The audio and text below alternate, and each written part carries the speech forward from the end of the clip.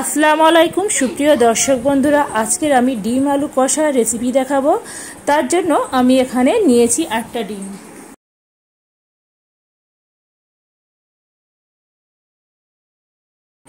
ডিমগুলো ভাজা হয়ে গেছে, এবার আমি ডিমগুলো তেল থেকে তুলে নেব। এখানে আমি 400 গ্রাম আলু নিয়েছিলাম। আলুগুলো আগে থেকে ভেজে সুন্দর করে লালচে রং ধরিয়ে তুলে নিয়েছি। এখানে আমি 200 গ্রাম পেঁয়াজ নিয়েছি, আর পেঁয়াজগুলো লালচে রং ধরিয়ে একটু ভেজে নেব।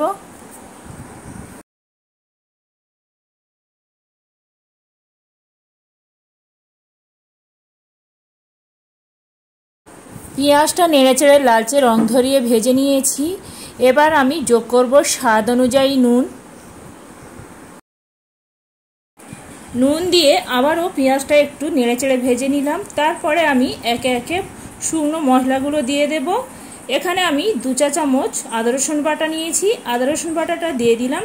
আদা রসুন বাটাটা দিয়ে আবারও পেঁয়াজের সঙ্গে একটু নেড়েচেড়ে নেব। এবার আমি যোগ করব এখানে 1/2 চা চামচ লাল লঙ্কার গুঁড়ো, আর দিয়ে দেব 1 চা চামচ জিরা আর মরিচের গুঁড়ো। সমস্ত মশলা দিয়ে আবারও সুন্দর করে কষিয়ে নেব, যতক্ষণ না আদা রসুনের কাঁচা গন্ধটা চলে যাচ্ছে আর সুন্দরভাবে তেলটা ছেড়ে দিচ্ছে, ততক্ষণ ধরে কষাতে হবে।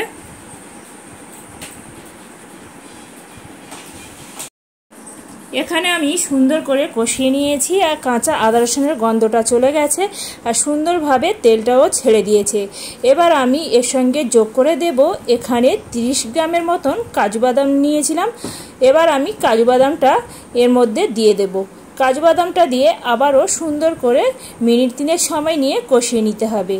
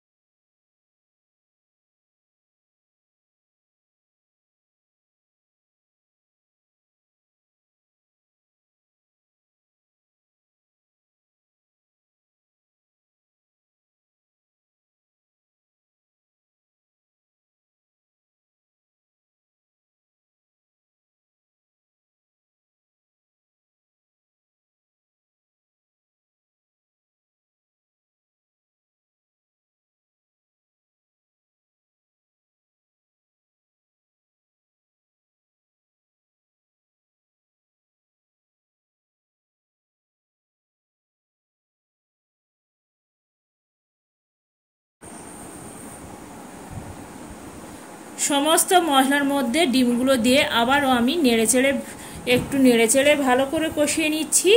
এরপরে যোগ করে দেব আগে থেকে যে আলুগুলো ভেজে রেখেছিলাম। এবার আলুগুলো এই ডিমের মধ্যে দিয়ে আবারও সুন্দর করে একটু কষিয়ে নেব।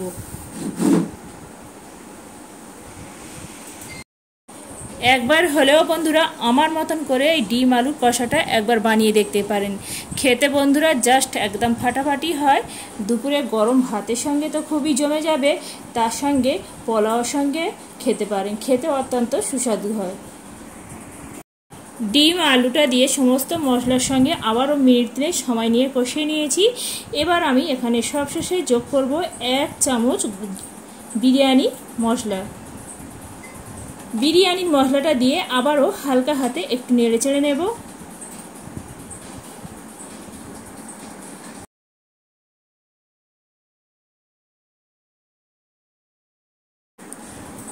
এবার আমি সবশেষে যোগ করে দেব এখানে 1 চা চামচ গোলাপ জল। গোলাপ জলটা দিয়ে আবারও নেড়েচেড়ে নিয়ে একটা ঢাকা দিয়ে আবারও মিনিট 3 সময় নিয়ে এটা চাপা দিয়ে রেখে দেব।